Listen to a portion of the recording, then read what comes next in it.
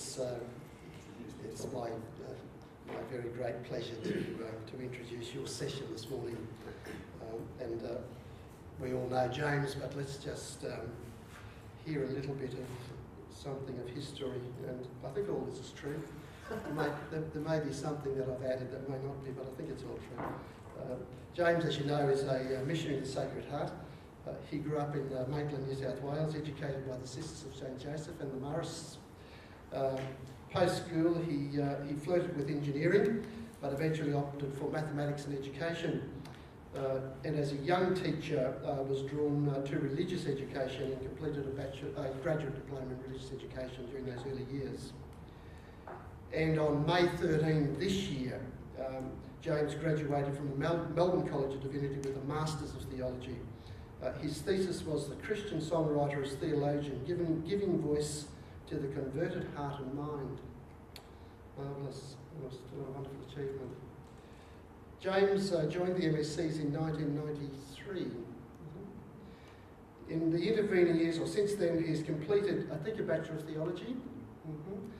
He's taught at Darramallin College, and with Julie Taylor was the co-founder of the Chevalier Institute.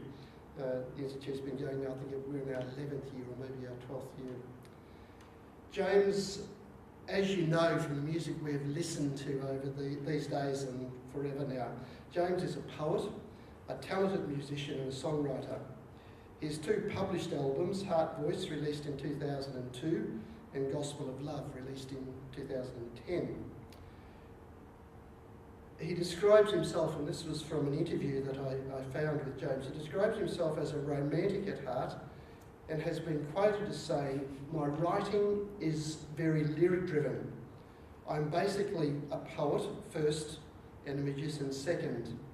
The words and meanings matter enormously to me, and I am not satisfied with filling words or phrases that don't faithfully witness to the mystery of our experience of God and our faith."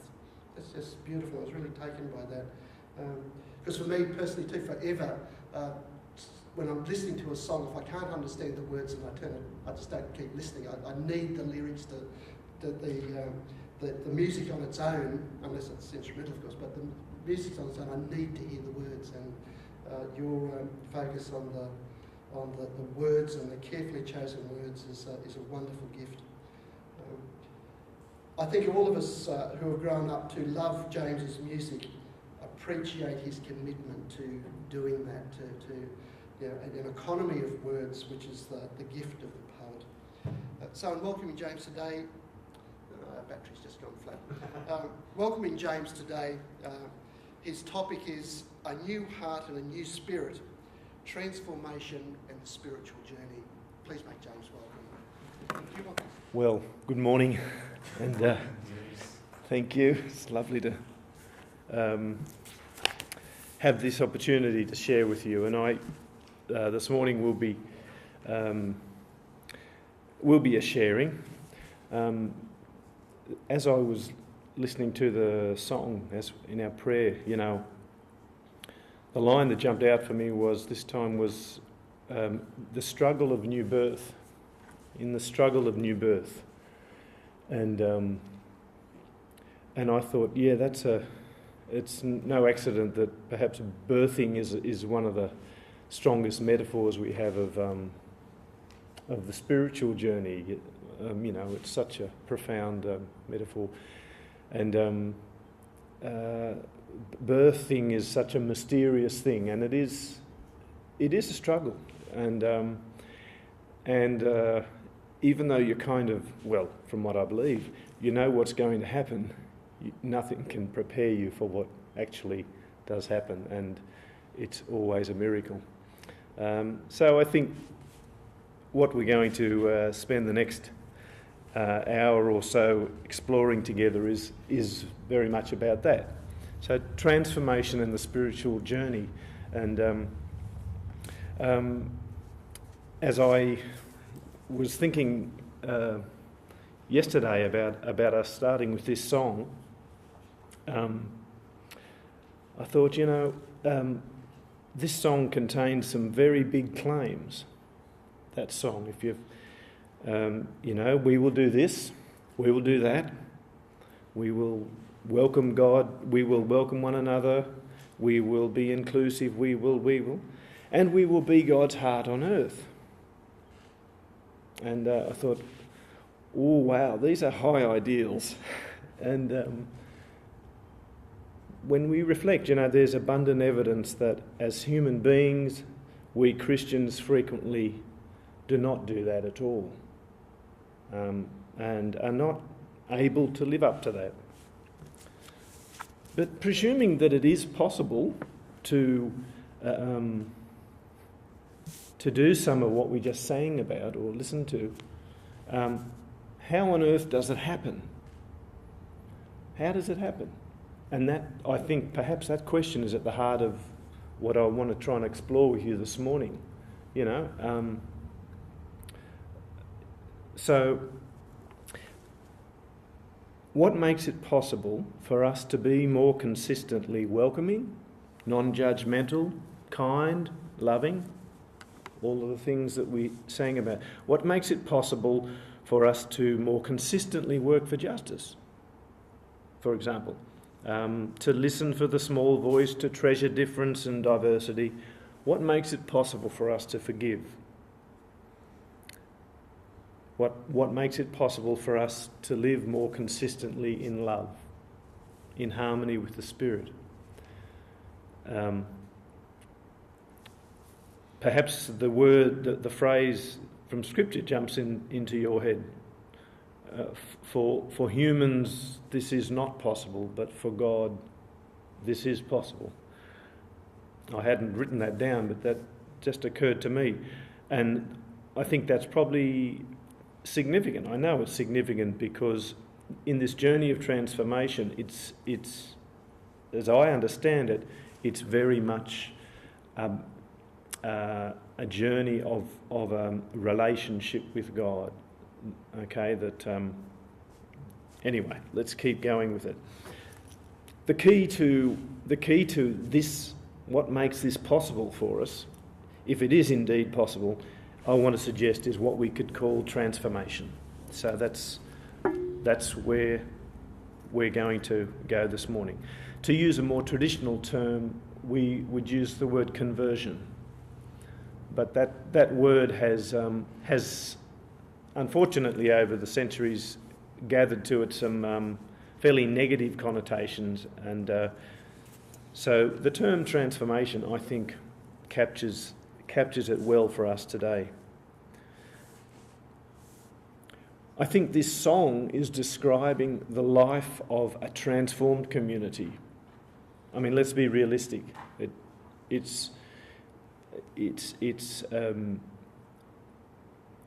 is describing high ideals, but it is describing something that I think we know in our heart is possible. Not only is possible, but is needed for our human flourishing. This song is describing a community of transformed individuals where each one is living more fully their human potential, living more fully their human life. So, let's begin then by having a look at this. I want to pick up on this passage from Ezekiel. We can read it there. A new heart I will give you, and a new spirit I will put within you. And I will remove from your body the heart of stone, and give you a heart of flesh.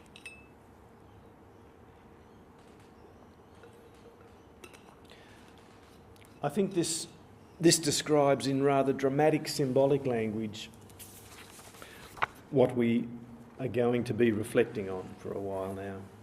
Now, as Ezekiel tells the story, Israel had failed to live up to God's law, or to live according to God's law, to embody God's ways. So God decides something really radical is needed. More proclamation or explanation of God's laws will not do it. Significantly, neither will a greater effort on the part of the people to follow God's ways. It might sound a bit contradictory, but if you know a little bit of the history as the Old Testament tells it, it's all been done. It's all,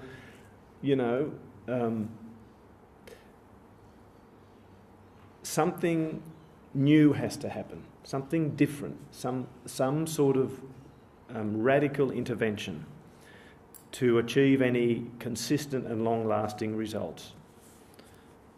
Asking the people to try harder is not going to work.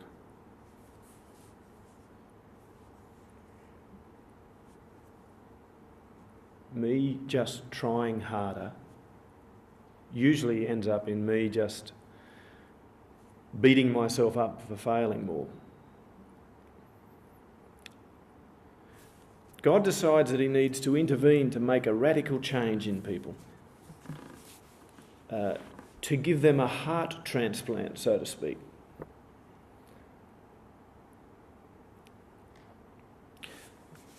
But they're not to receive a heart like their old one, the heart of stone. They need a different kind of heart if they are to follow God's ways and truly become God's people. I was remembering the quote that Claude gave us on yesterday or the day before from the American Episcopalian priest, Carter Haywood. He said, "Loving is a conversion to humanity." And in the context of what Claude shared about and that call to justice and that call to all of these things that the song talked about, that really grabbed me. I thought, it's not a simple matter of us just deciding to do it and going to try harder and we're going to do it. It's not that simple. We know that. We've tried in our own lives, right? This was the experience of the Israelite people. This was, according to the prophet Ezekiel, God's conclusion. Something more radical is needed, and the word that Carter Haywood uses here is a conversion. That we need an about face. We need to be changed. We need to be transformed. Okay. And this is, I suppose, what strikes me as well, is that this is not about becoming something other than human, or this is not a rejection of our humanity, which unfortunately, historically, those sorts of ideas have been understood as you've got to reject all your human ways and become somehow some higher being. On the contrary, this passage from Ezekiel makes it clear that it's a conversion to humanity, to humanness. I will give you a heart of flesh. That's a truly human heart. So whatever this process is about, it's about us being changed to become fully human, to live more fully the life we're called to live. Okay. Now,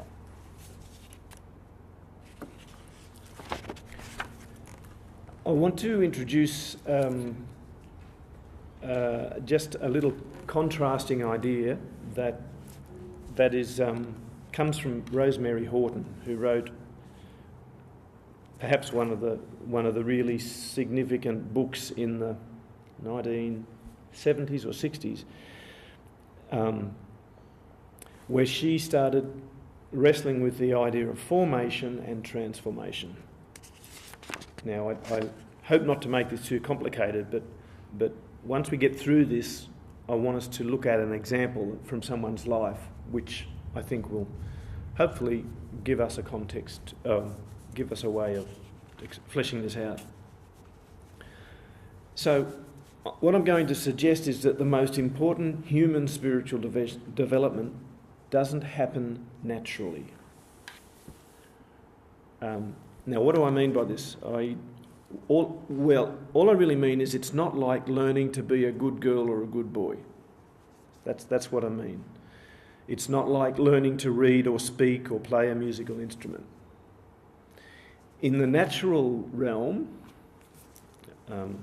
things evolve and grow in a kind of automatic way. And that kind of development we could call formation. And in human growth, it can be programmed. We can have education. Formation is absolutely essential to us, this idea of formation. The influence of our parents, our culture, our education, our religious tradition, all of those, they are formative influences. In the church, we have formation programs where religious education and everything. But there's something, and we know this, essential that you can't program. It's that change of heart, isn't it? It's that mysterious coming to birth that, you can't put someone through a formation program and guarantee that at the end of it, they're going to be a enlightened, transformed individual. You can't program that stuff. And that's rather nice to know because it leaves room for the Spirit, for the Spirit's work, but it also, not just the Spirit's work, it points to the fact that it's our decision and choice and our openness to what is offered to us through relationship and through the love of God. So you can't just put someone into a formation program and turn the handle and go, there you go, you're a fully formed human being. We need to hear about God. We need to hear about faith. We need to be taught to pray. We need to have awakened in our hearts the awe and wonder of the mystery of the universe. We need to develop our minds and be able to ask questions about reality and truth and meaning. We need to be guided by religious and social values in developing as moral persons. We need to have songs like this one to put before us the vision and values of what we would call the Christian way of the heart. All of this is necessary, but none of it is a guarantee. All of this is to some extent in our control and occurs through the immersion in our culture, right? But transformation cannot be programmed or controlled. It is more like an explosion than a predictable and steady chemical reaction.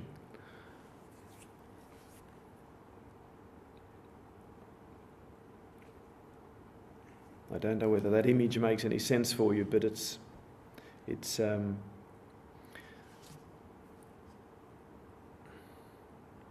Richard Rohr speaks passionately about this, I think. If you've ever heard him talk, he talks about the worthiness game. The worthiness game, am I worthy? He says, the spiritual journey, it's not about me earning or achieving or being made worthy. He says, forget that game. It's a dead end game. It's about us recognising and experiencing that we are loved. I mean, it's not about us earning anything. So in the tradition they talk about grace and God's gift, God's free gift, and so on. I don't pull myself up by my own bootstraps. I think that's from Richard Rohr too.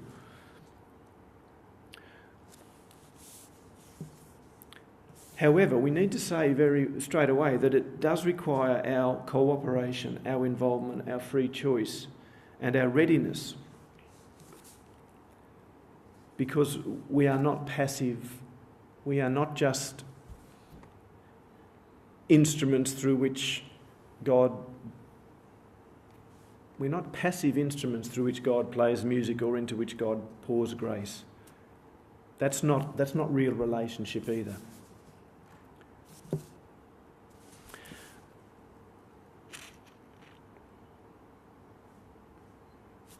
Okay, so I'm just trying to open up the idea that there's something called formation, which is what we are very familiar with and what we can program and matters enormously. It happens especially through our culture, parents, religious tradition, science, education, all of that stuff is part of our culture.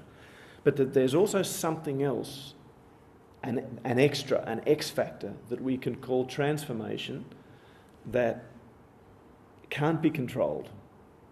And it's like, I don't know, like the surfer catching a wave. You can sit out there on the surfboard, but you can't make the wave come, but you can be ready for it. So that's not a bad metaphor either.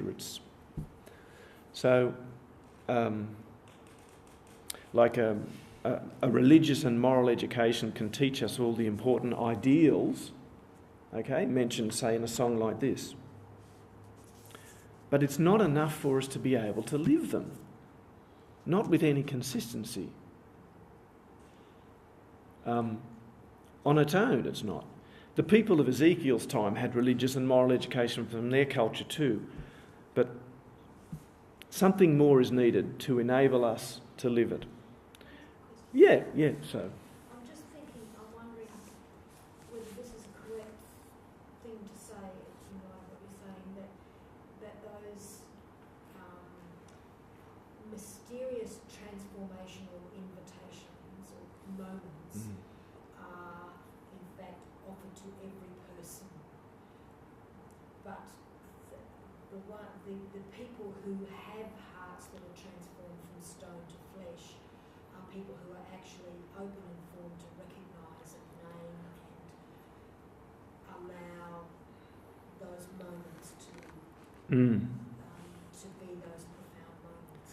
Yeah, so that our formation, which gives us perhaps a language and some guidelines, exactly prepares us to be able to recognise when the moment of transformation, say to love, comes. You're kind of going, where have I heard this before? What's going this? And you've got somewhere to go to try to make sense of your experience. You've got this idea about a dialogue between personal experience and a religious tradition. You've got a framework, or I think Rosemary Horton says there's like a channel has been dug along which love can flow. So yes, absolutely. If yes, so, and it happens after the experience as well, then in dialogue with what happened to me.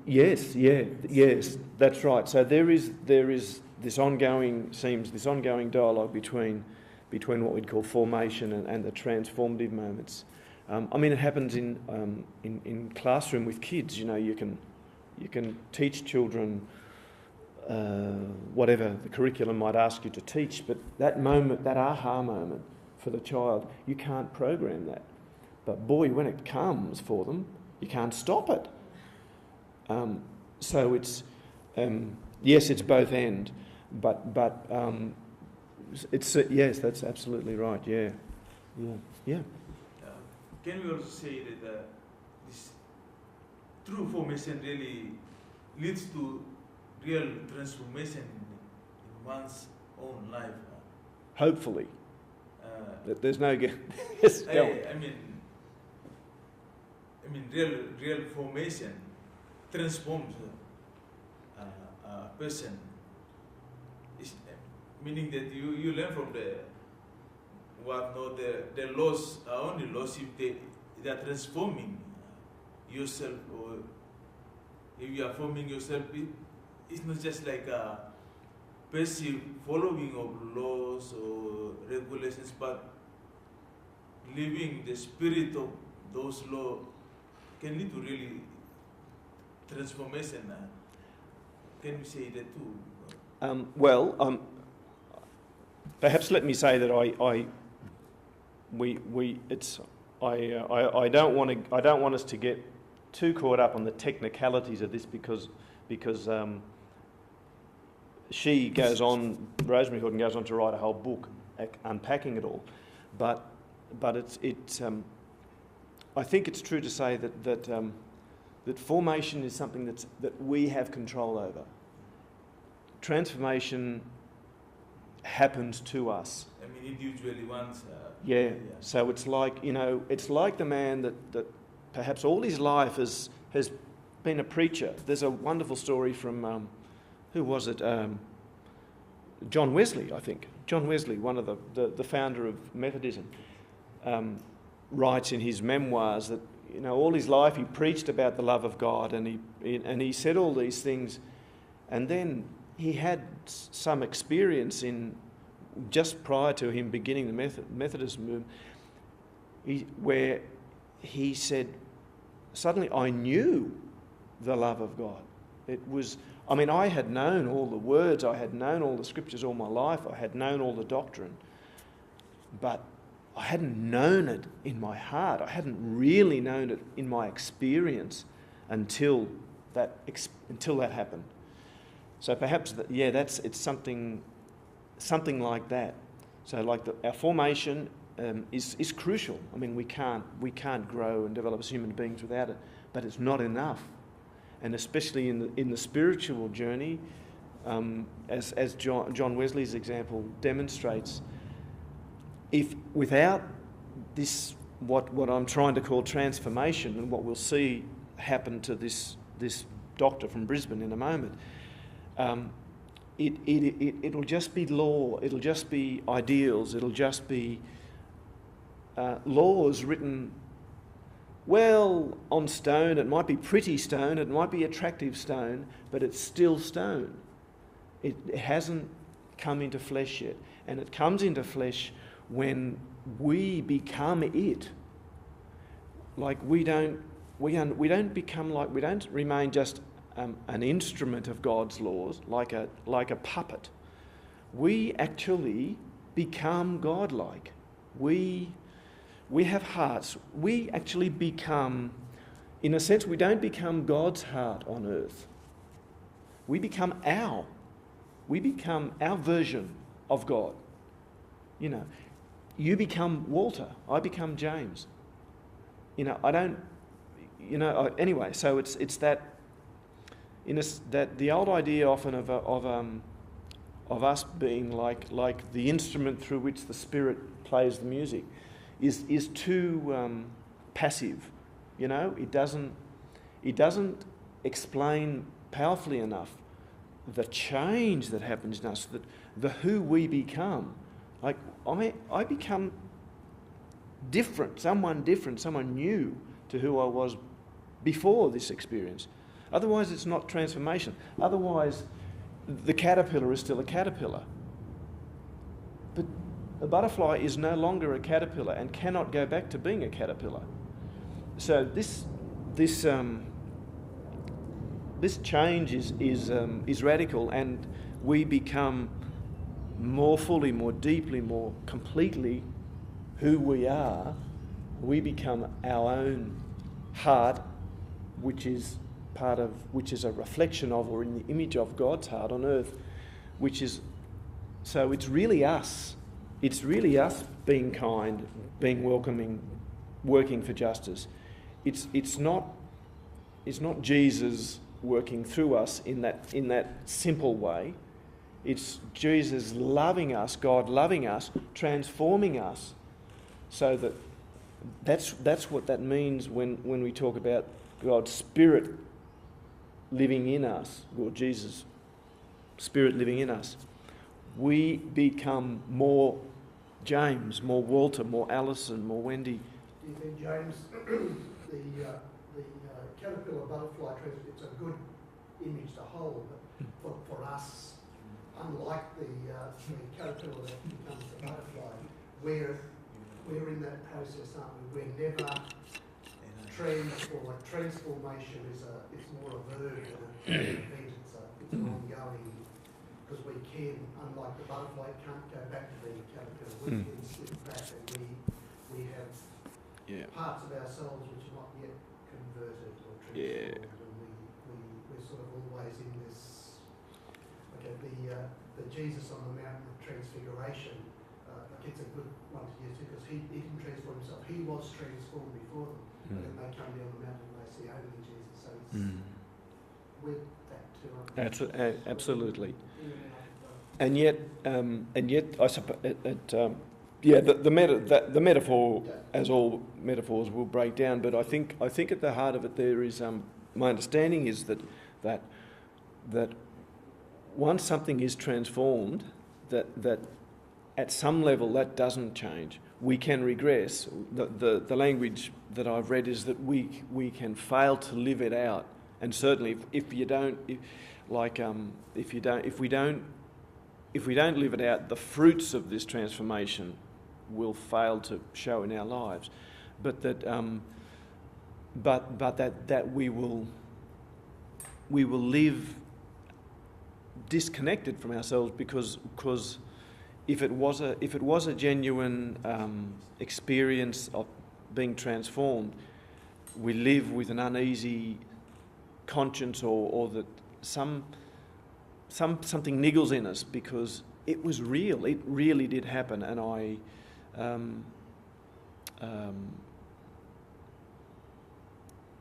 like. Well, yeah, that's the basic idea that some aspect, some part of me is different because of what has happened, and I have a lot of, I still have to attend to that and live that out, that there is some change from stone to flesh. But yeah, I mean, then there's the challenge of living that out in the world. I mean, as we'll see with Michael Holt, the Brisbane doctor, I think I'm sure his transformation. I'm sure he in some ways went back to his old ways, but. It needs to be balanced by the kingdom use of ritual. It's not we can think, well, I've had this moment. Yeah. Therefore it's a performance thing. Oh yes. It's not, no. It's which I think is an interesting thing to put beside this.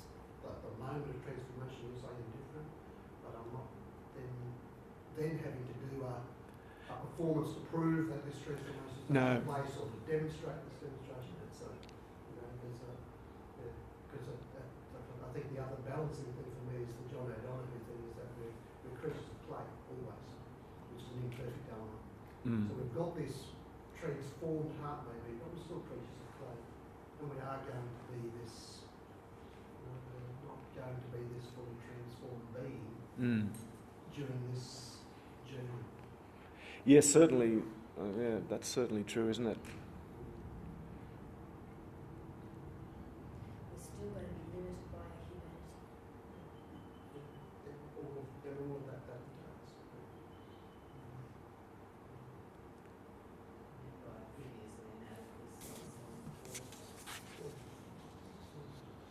Yeah.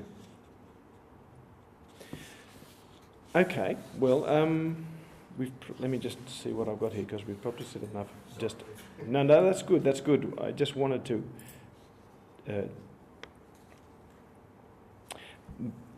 I will put this quote up from Rosemary Hilton because I'd like to invite you to hold attention in this. In some of the stuff she says is just a bit confronting. I'll read this bit first, then I'll put that up. She says, the ideal of formation of the human being is a process using all the influences of culture.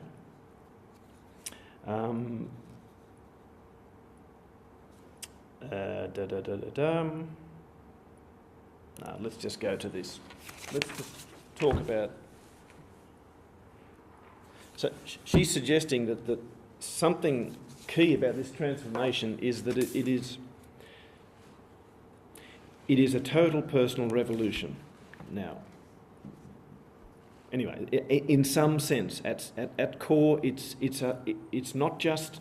I suppose the main thing I understand in this is it's not just a development, a graduated step on something. It is the case someone who was selfish becomes, in some form, selfless. Like it's some sort of turning around. She suggests that. Here's the strong language. It begins with repentance, the rejection, along with the actual sins of the whole apparatus of natural virtue as irrelevant and misleading. That's the Richard Raw stuff. It's not a worthiness game. If I strive to be virtuous, and I strive, it proceeds eventually to the desired dissolution of all that ordinary people ordinarily value in themselves and others. It's very strong and it's very confronting language, but just invite you to hold it. I think in the Michael Holt story you'll see some of that. All that he valued in himself, his success, his achievement, his everything, he suddenly thought, this is hollow, this is empty. The result of this dissolution, this death of the natural person, striving, achieving, doing well, succeeding in the world, is the birth of the whole human being. As I said, she spent a whole book unpacking what she means by all of that, but I simply want to just draw that insight that human spiritual development, if we can even use that word, is not simply a matter of being appropriately formed or educated. It's much more disturbing and radical than that. We grow spiritually by being changed and by cooperating with the change as it unfolds, and it is a lifelong process. But it does usually involve the dying of an old self so that a new self can be born. Not just in the image of the old, but something truly new. Okay, here's a lovely little poem from Rumi. Little Rumi poem. This being human is a guest house. Every morning a new arrival, a joy, a depression, a meanness. Some momentary awareness comes as an unexpected visitor. Welcome and entertain them all, even if they are a crowd of sorrows who violently sweep your house empty of its furniture. Still, treat each guest honourably. He may be clearing you out for some new delight. The dark thought, the shame, the malice, meet them at the door laughing and invite them in. Be grateful for whoever comes, because each has been sent as a guide from beyond.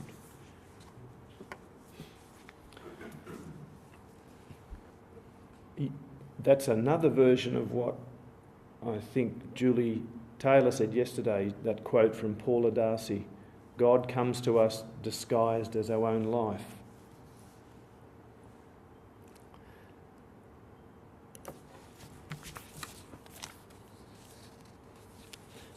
And hear from Rosemary Horton again much later in her book. So she talks about how does this transformation happen. She says something happens that makes the normal structure of security, the life of the world, seem no longer safe or even very real. This condition of estrangement from normality means that the power of formative influences, good or bad, is decreased to an extent that makes the person vulnerable to intervention that could otherwise be ignored or repelled. She says this is what St. Paul calls the breakdown of the life of the flesh. That can sound confusing because we're using flesh in a very affirming way. He's using flesh as in the world, the way the world sees things. However,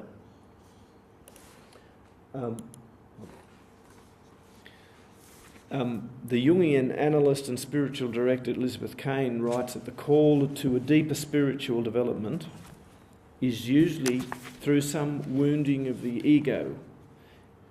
It may be illness, a grief, a loss, some form of dislocation. So something happens that turns life upside down for us. This is often the way it happens, okay? And so we're going along fine, everything's good, I know what life's about, I know what I'm doing, I understand, I've got my career path, I've got things I like to do, and then suddenly, wham, sorry Brett, whoosha, the world goes upside down, and suddenly the normal structure of security and the world seem no longer safe or even very real. That's a big one. So life as we know it, or have known it, is not in our control anymore, in some way.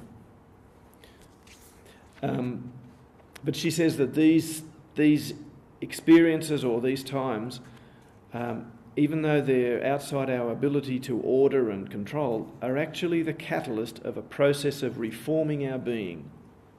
I think we all, at some level, know this experience. Now, for some people, this happens gently and almost imperceptibly, throughout life.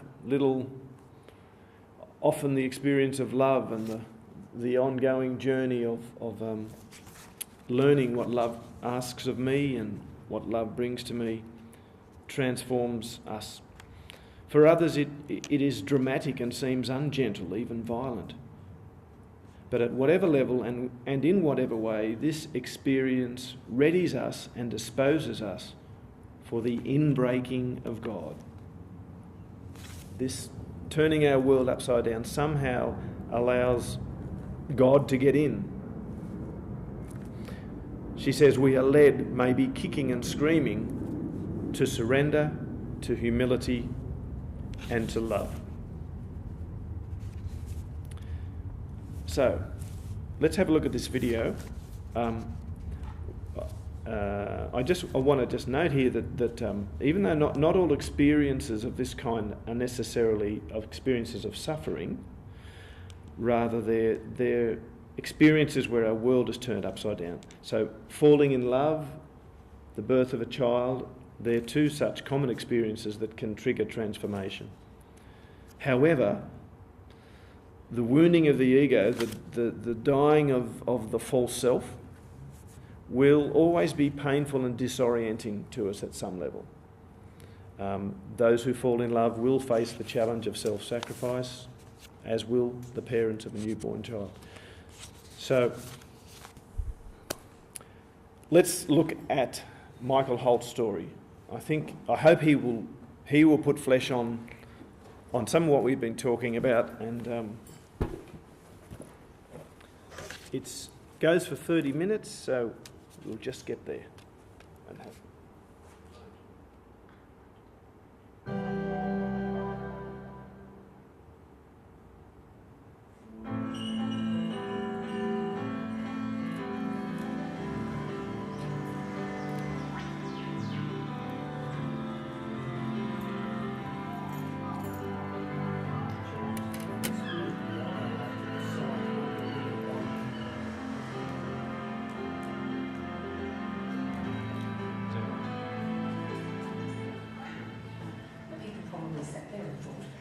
He's got everything. Why should he be so arrogant to all of us?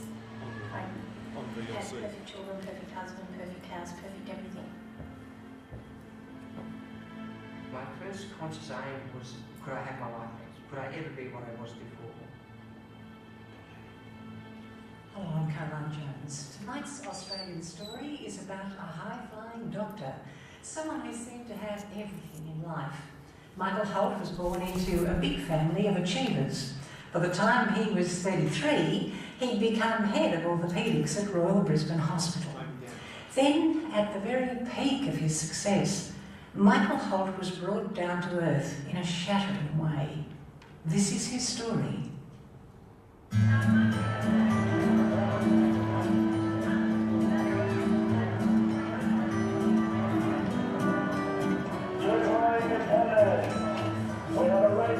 With about 4,500 competitors and This triathlon is a very grueling event. There are 5 of the 8 boys doing it. You're going to be doing secret training. And this year it's quite funny because this year there's sneaky trading going on. We've always, like, who can get down the mountain fast enough, or who can do the most tumble turns. So it's all part of the banter. Good luck, Neely. All that training, all that. Pretty up with my young brother Dave. He's relentless. Jeffrey, well, I'd like to beat him. I bought a new bike just so I could.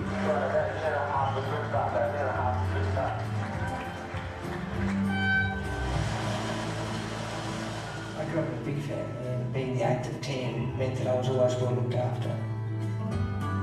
It was a very encompassing, loving and supportive family environment. I reckon the first decision I ever made in life was to do medical school and to become a doctor. After he graduated, he decided that he wanted to do orthopaedics. That's why he's got the name The Prince, because everything seemed to come just easy. In 1993, the position at Royal Brisbane became available as Director of Orthopaedics. I thought that was the most prestigious, interesting and satisfying job I could ever aspire to, and I was very pleased to get it when I got it. But I suppose the pinnacle of a surgeon's career is to be successful in private practice. And after 6 years, it seemed to be appropriate time, and I made the transition.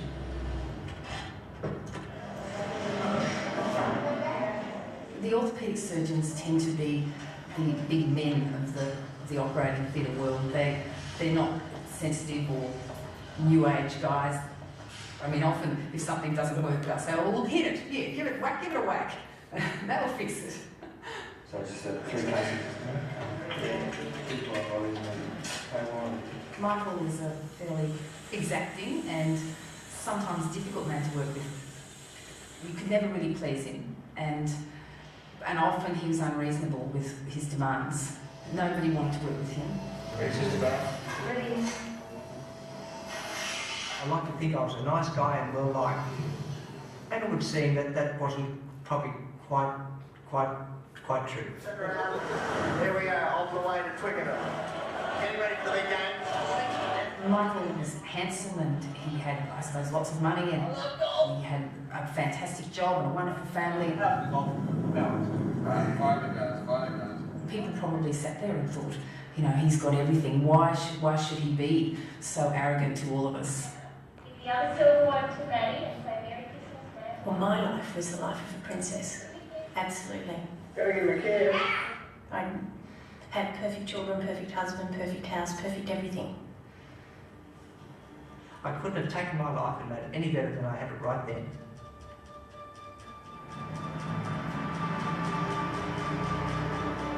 I had been at Royal Brisbane doing my all-day surgery. I think we finished a little bit early.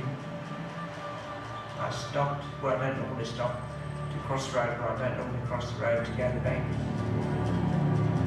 I got in front of a car. In a split second I had to react.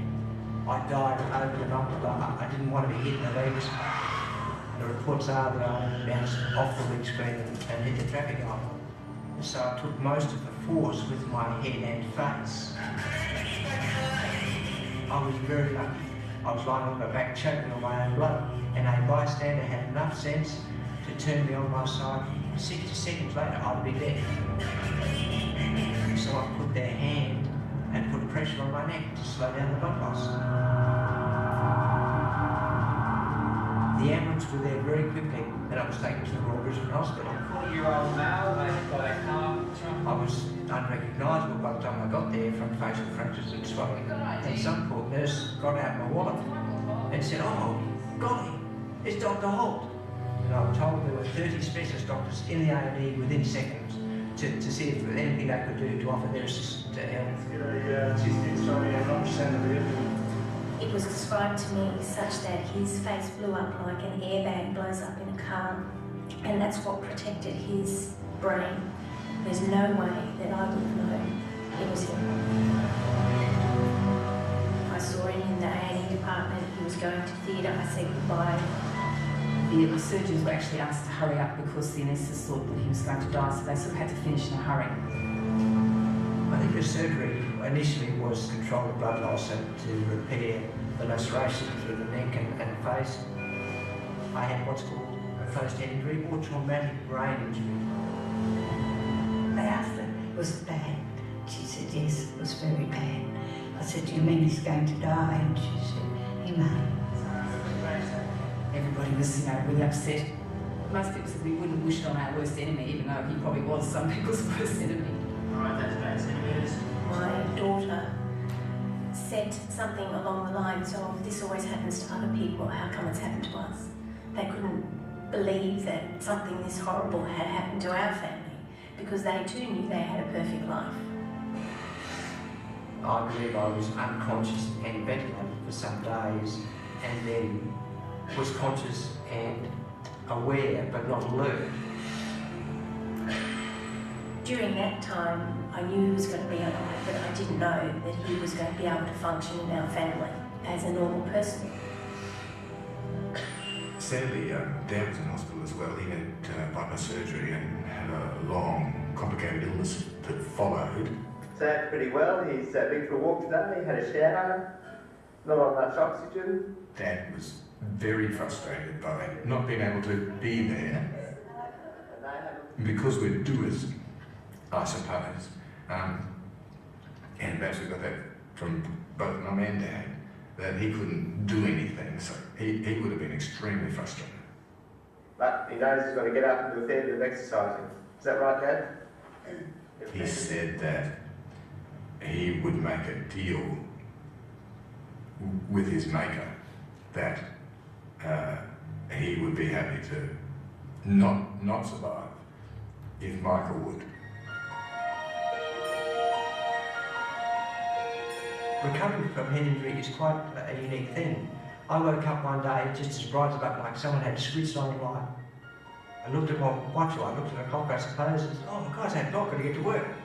And he realised what had happened to him, and he was euphoric at the fact that actually I'm alive and I'm okay, and he was very funny. And at that point I thought, well, this is the person that I married. Stupid, but lucky.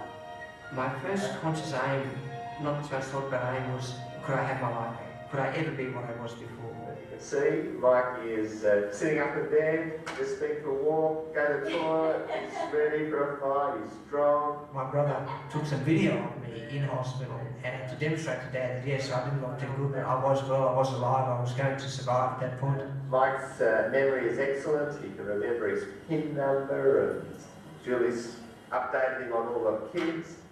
So today really is a good day. And he wants to see Joey. Yeah, he wants to see Joey. I didn't take the children into the hospital until I knew that Michael could talk to them. So I picked them up individually from school, and Matthew wanted me to come home to get a book, and he came back to the car with a joke book because he thought that if he could make Michael laugh that he would be all right. So and it worked. Signing off, and Dad, you'll come over and see Mike soon, play with the golf with Mike in a car, both of you. As time went on, my doctors came to visit me. My eye surgeon came. I said to him, well, Doc, I can't see too well on the right eye. He said, oh, no, it's fine. I said, oh, any chance of any recovery? He said, no.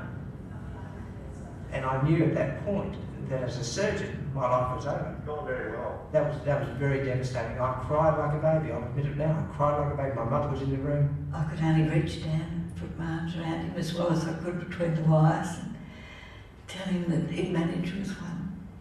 A lot of people only had one eye, and they managed to fulfil their lives, and I'm sure it would be the same for him. But he was devastated, and I was devastated for him. I was home after 8 weeks in hospital. I had a spinal fracture. I had a paralysed vocal cord. I was eating soft food. I had a half paralysed face. I was deaf in one ear. I was 7 as weak as a kitten and could hardly stand up for lack of balance. And I was had the blindness in one eye to deal with. Hi, Dad. Say hello to Mike. Hi, Michael. Yep. You got your cubbies? Over the other really just great. I'm looking forward to seeing my beautiful son. Then in May, when his father was really ill, critically so, Michael was able to come and spend time at the hospital with him, and he could see his father and his father could see him and know that everything was worthwhile. He had a beautiful death, if you can have a beautiful death. In that, he was on the ventilator, unfortunately, but he had 10 children around the bedside. when he died. So that was, you know, that was sad, but it was a beautiful moment.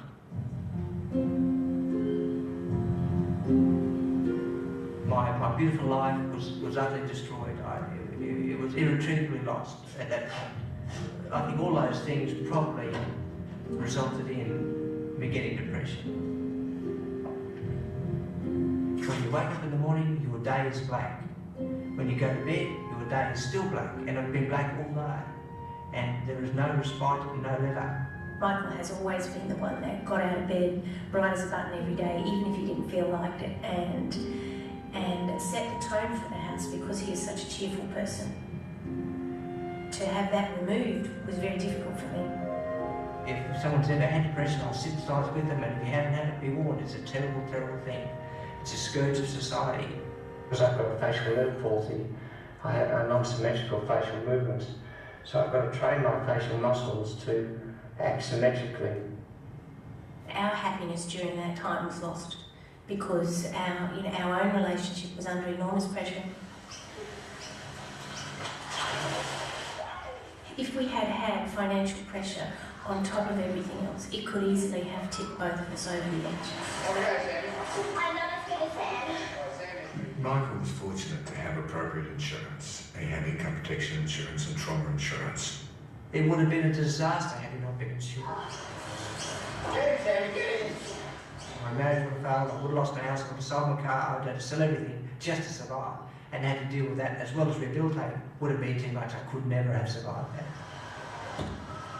To get through that period, he set himself goals. Initially, it was a physical goal. He would throw football in the backyard with the kids. And when he first started doing that, he would miss the ball because of his vision, or he might fall over because of his balance. For him, being active and doing things was very important. And hence, the emergence of Bob the Builder, I suppose. Building the company house was a part demonstrating that he was back in the world and that he could do things, that he was useful and capable, which for an orthopedic surgeon is very important. They are doers. I did that the first Mr. Triathlon after 6 months. I trained very hard for that. He really wanted to stress himself physically and to put his vision and his fine motor skills to the test. You're trying to catch me, Michael, you can't. The depth perception we didn't know would recover, but it did. And that was about the golf, that was about hitting the golf ball, and I can't imagine how many golf balls he hit. Charlie Evans, he was Greg Norman's coach, didn't know him personally. He rang my home and said, "Oh, Holly, how are you going?" I said, "Oh, good, Charlie, but I don't know about my golf. I'm blind in one eye and I don't know if I'll be able to play golf again. It would be very sad." He said, "Oh, no, no worries. Oh, no, I know lots of guys. I've got Australian amateur champions with mine. No worries. You come down as soon as you're ready, come down. We'll get you right, we'll teach you." Now, I know I sound hard, but he talks like that. He's a very gallant man. He's a very kind man. That was one of the kindest things that happened to me. My handicap was 12 at the time of the accident, went out to 18 as a consequence. I got back to 11. But a sense of achievement helped me think, oh, well, you know, I'm going pretty good. I think, what's the next step here? You know, geez, I'm getting better and better. Well, you know, work was going to be the next step. After 2 years at home doing what rehabilitation I could, I wanted my life back. I wanted to go back to my private practice, to go back to what I had before. Before I returned to work, the medical board were phoned by an anonymous GP and said, "Look, Holt's half deaf, half blind, go back to work, look into it." I think that people thought, "Oh, hang on, you know, he can't really do this. Surely a man with those injuries can't expect everyone else to accept him and can't expect to actually get back to where he was." And I went to the Royal Brisbane, my old hospital, the teaching institution, and said, "Look, put me to work, supervise me, test me, assess me, and see if there's anything wrong with me. If there is, you tell me, and that's fine. I'm just going to have to do something else." They set up a very loose program that was designed as a return to work program where he gradually resumed many of his duties. In the first month, I was allowed to be an intern and nothing more. I was allowed to assist at very simple surgery to every patient that I spoke to. I had to report to a senior doctor what I had said, what they had said, and the outcome. When you get... That's not bad. If I could demonstrate my ability, then I could move to the next stage. It's not here yet. And until the bones heal, we can't push too hard. That was difficult in that I had been director of the hospital. I had taught and supervised some of the men involved in this program, who are now my supervisors. Now, irrespective of everything, can you go for it? Good, yeah. There did come a point where I said, I don't want you to do it. I don't want you to put yourself through the process. I don't want you to have to be humiliated by having to go to work and be judged by people who've been your students in the past, be judged by people for the way you look and the way you speak as opposed to what you can do, which is what happened. Mr. Randall's an interesting case. I've known him for almost 8 years. He'd had multiple car accidents, he'd had multiple surgery before. Originally, the doctor in Hobart, he wanted to amputate both legs and the arm. Finally, I was referred to Dr. Michael Holt, who, he didn't hesitate. As soon as he looked at the arm, he said, yeah, we can fix that. And he just oozed confidence. Well, I had a surgical strategy mapped out for him. I had to do his left arm, I had to fix his right wrist, and then we could do his knees. I had achieved part of that when I stopped work. When they told me he had this accident, I was devastated. I thought, I've lost my last chance because he was the only man that I sort of had faith in. But you could always do an active steam at first, because you can still lengthen it. Out of the blue, I got a phone call. Do you want to come back to the hospital? And I really was able to pick up where I left off. I thought whatever prosthesis we use, I might do my medial leg trick and take a medial hamstring and give him a new leg as well. After the accident, he sort of lost that edge, a bit sort of unsure of himself, kept referring to other people for advice and stuff like that. And then after he'd fixed that leg, he seemed to spark up again. He came back again. Right on the leg. It's one of the best operations I had ever done. I thought, well, where's the impaired doctor here? There was no impaired doctor here. I mean, I was doing what I had always done. I think we're going right to the line. All he's got to do is get on in that position. I think he'd be very happy with that. Having seen him in surgery as many as 15 times, it was my impression that he was up to the standard and he was able to perform to a standard that was acceptable to the hospital, to his colleagues, to the Australian public. And they employed me as a staff surgeon. I should have been happy. I was alive, I was well, I was fit, I was healthy. My golf handicap was low. I should have been happy with that. I was working as a surgeon, but it was never enough. Recovering from this injury was about doing what I did before and having my old life back. To have my full licence restored and back to private practice. The medical board were running an impairment investigation this whole time. The medical board all of a sudden contacted me again and said, look, we want you to agree not to go into private practice until we have further tests. It came as a shock, it came like a bolt of lightning.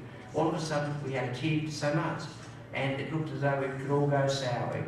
Here I was working as a surgeon for the hospital, but I was not permitted to do private practice. It's very uncommon, in fact it's unique in my experience, to deal with somebody severely physically injured as Michael was. I had to consult a lot of data to demonstrate to them that I was unimpaired. I seemed to have to write a letter or submission to somebody almost every day a week. So it was a long process and there is no laid down process that we're aware of. And so it had to be made almost on the run. He has been subjected to a microscope where everything that he does, there's some question, oh, he forgot his car keys. Well, that's because he's head injured, or he didn't sign his name. Oh, that's because he's head injured. You can take it to the nth degree and really apply such a high standard. It would be impossible for anyone to live up to it. And that took another 9 months to satisfy them in a complete way that there was no impairment. And that was like a weight lifting off my shoulders. A huge black cloud just disappeared from our lives. And I can't tell you the elation that we all felt. My wife and I were totally elated. All we ever wanted was just to return to our lives, and it was only at that point that I thought I had finally recovered and I could finally put it behind me.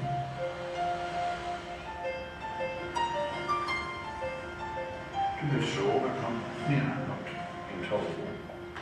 He's given me back my life. He's given me back my physical ability. We're getting close. One good knee, one good ankle, 2 good arms. He's a lot more humanised now. Good patient, but you're also good healer. You heal up fantastic. Everything else, everything's healed. Makes it easy for me. Good. Makes me look good. He'll sit down and discuss it with you and explain it in terms that's understandable to the layman. There's been a delay upstairs, so we're going to do our coffee. Coffee that you made. One of my theatre sisters that I work with at the hospital said to me one day, I sat the GAM set to get into medical school. That's a bit fascinating. I mean, I don't know of any other nurses who went to medical school. Well, and especially at my age, and somebody who's got 4 children, it's... I said, oh God, that's fantastic. What made you do that? That's really hard. That exam is really, really hard. She said, you know what made me do it? She said, you made me do it. The inspiration that Michael gave me were the times when I just thought, oh, this is too hard, I can't do it. And I just thought of how he had struggled back from his injuries back to where he was. It must be pretty competitive. Yeah, I think 2,000 do the exam, and then 350 get offered interviews, and then 250 get offered a place. So I thought, you know, he's done something amazing, and I've just got to do a little bit of study and I can get there as well. That was one of the nicest things that someone had ever said to me, and I was just thrilled to hear it. It is inevitable, I think, that there will always be a perception of impairment, and I don't expect to be the busiest surgeon in the world now, but I'll certainly be the happiest. Don't be afraid to contribute. I won't bite you off. I'll get you one set off. The years have my sister go. I don't do that anymore, sister, do I? No, I'm like a good old days. I suppose he seems a different person. He's much more approachable. He's not as pedantic and exacting as he used to be. He's actually got a bit of a sense of humour that I never knew he had before. Here it is. Ta-da! He's quite popular now. Got this ready? Hang on. Delivering a baby. Hospital staff perceive me as different, as kind, perhaps, a bit more reconciled, a bit more comfortable, and certainly not as ambitious, driven, or arrogant. I'll say the word.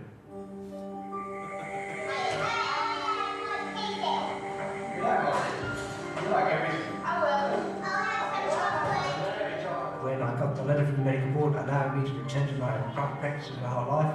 I said, right, kids, come up, we're going to throw my work boots in the bin.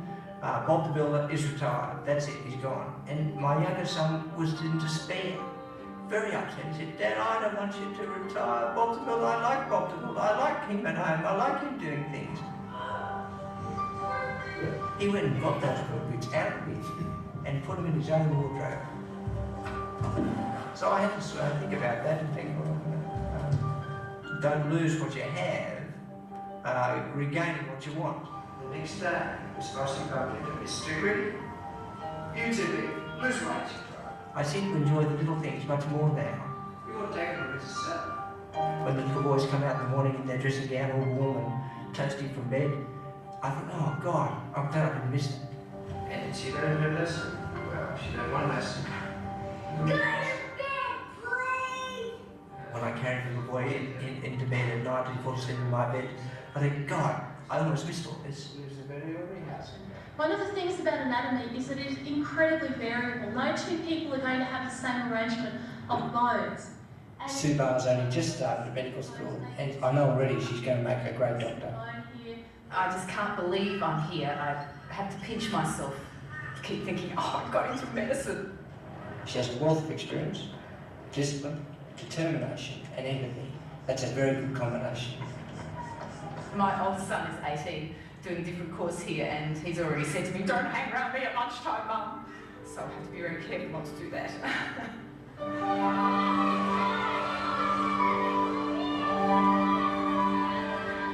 Dad could always see the champion in people. He'd be very proud. Probably no less proud than the rest of us, really.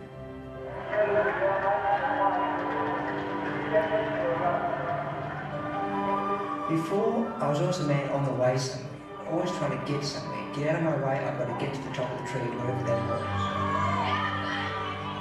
Now I finally arrive. I'm very comfortable with what I've achieved. I'm very comfortable with who I am. I'm very comfortable and very calm. And it's a lovely place to be. Secret training. Secret training.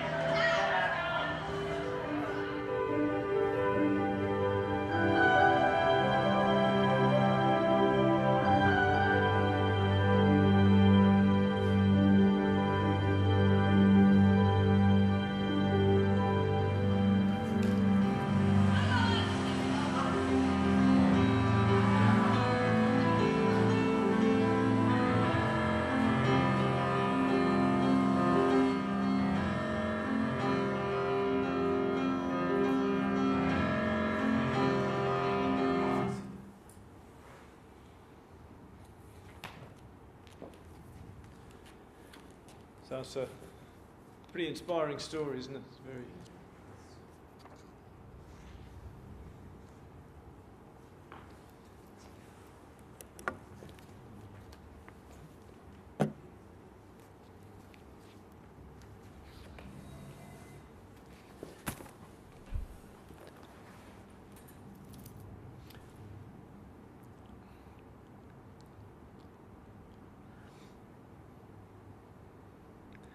I was thinking at the end, he's still Michael, he's still driven, isn't he? You know, even the way he went through his whole, but he's different as well. Something's different, and yeah.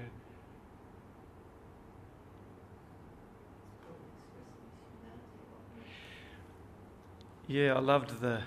I was thinking the old fella, the patient, his way of saying it, he's a lot more humanised now. I thought, wow, now that could be a direct quote from Ezekiel. He's been given a heart of flesh.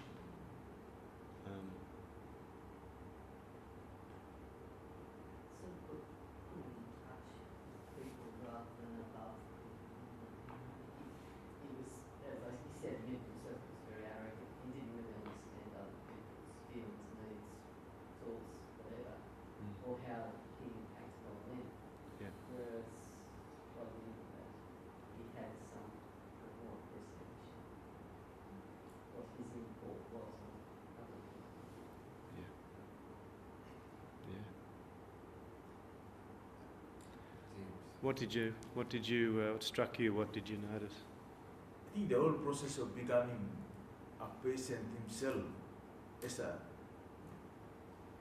the whole process that it was before a doctor or somebody helping the patient, and now he himself become one of the patients, become one like them. That whole process they were talking about yesterday, and this meeting place, becoming one with, identifying yourself with those whom you serve. It was not only an ideal thing, but he himself went through the process of suffering and really going out, and that's where transformation comes. Yeah. But he had to receive, didn't he? He had to receive the care. And, and then come out of it. I mean, for me, like what we're talking about, like I said, the spirituality of the artist. It is not something that it is preached or said out there. No, it is going through the process yourself. I mean, we have all experiences. Unless you have, in your own human experience, if you have experienced dark spots in your life, it becomes your strength.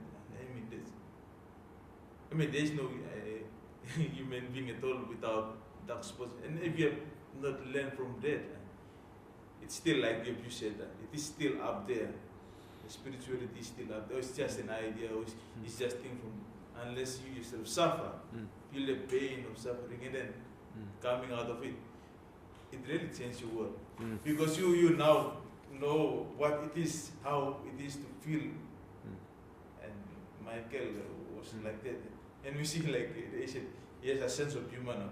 Because realizing actually that you're just like the other person, you can make mistake, you can be that you are no more that somebody who is just up there, but you actually know what dying is all about.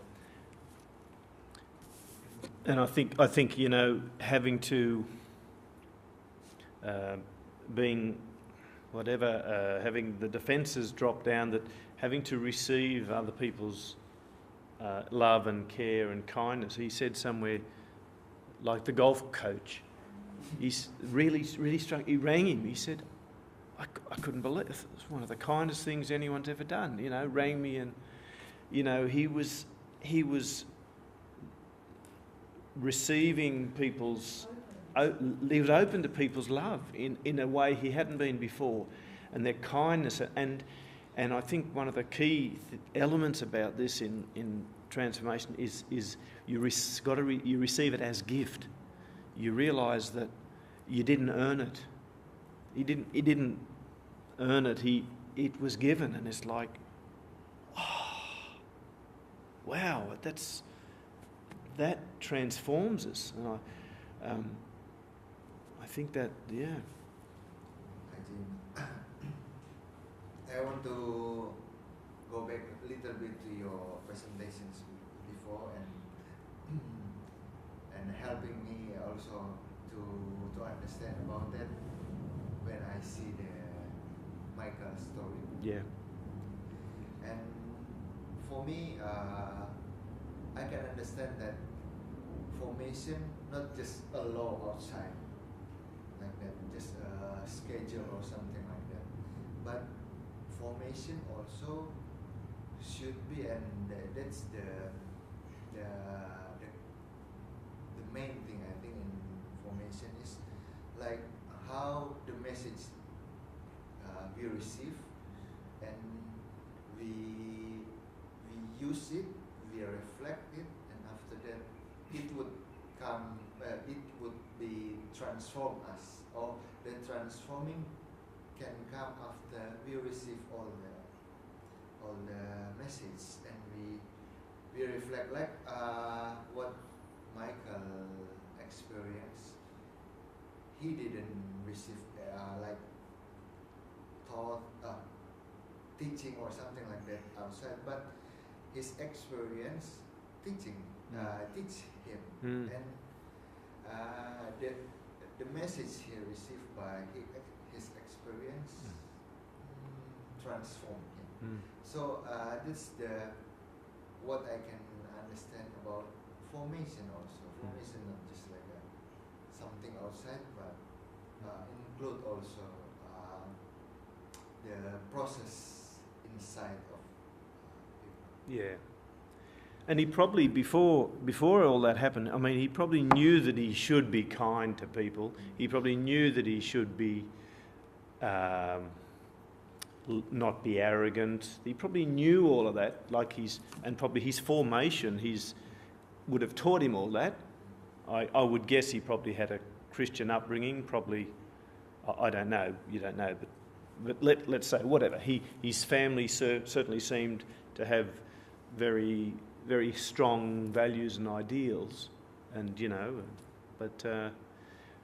but after that experience, all of those things he'd been taught or whatever, suddenly they were real for him, weren't they? They were. It was.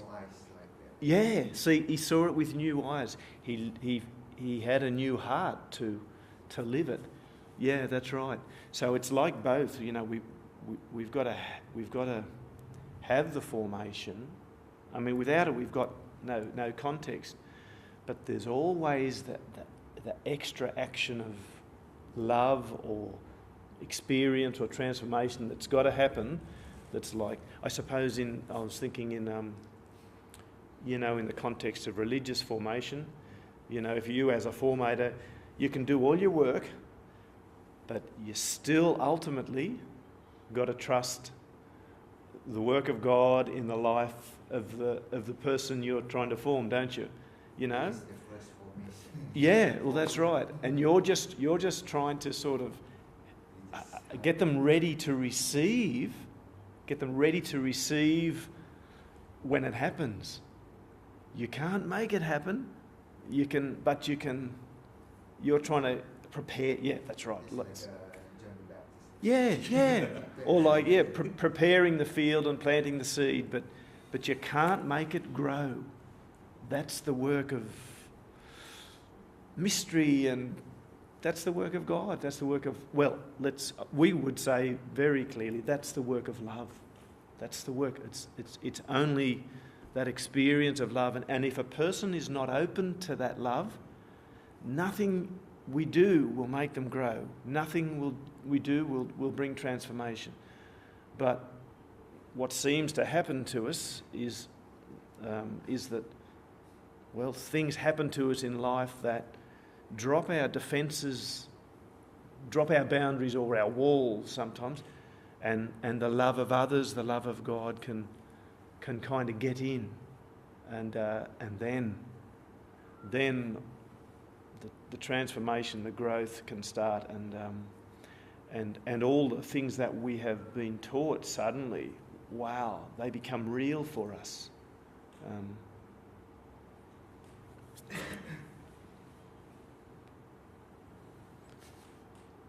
Yeah. I noticed also, his brother says at the end, I think Dad sees the champion in, and I thought his brother didn't quite get what had happened to him on some level. I mean, it was lovely what he said, but what I heard Michael saying was, he's saying, I'm not as driven, we would all, looking at him, say he sounds like he's still Michael, but those that know him and have lived with him said he is different. His brother, it seemed to me, was focusing on the striving that he did to get there. Yeah, I beat it, I got there. But that's okay. He can't be expected. But the inner experience for Michael, it seems to me, was a movement away, was something different from the striving and the success. And although he still has that in him, when he spoke at the end, he said, I'm different. I'm in a different place. Yeah. Yeah.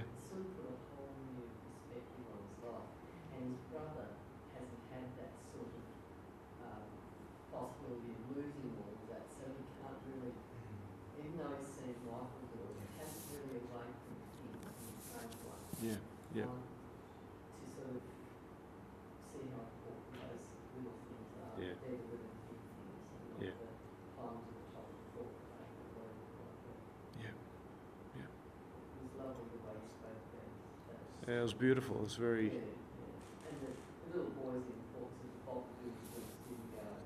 Yeah. If that did that, Michael valued that. He suddenly was learning something to Yeah.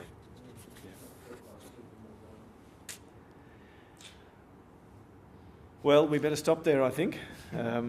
So I hope that at least that's opened up the idea a little bit for you, and thank you for participating. I'll stay here, James. James, Good. Thank you. Thank you for the excursion into the processes of formation and transformation. We're all in our various ways engaged in formation. And we know, as you've beautifully helped us explore, that it's towards transformation ultimately is the goal. And ultimately it is that mysterious process. It's the mystery, as in the sense that God's mystery takes us into that place. And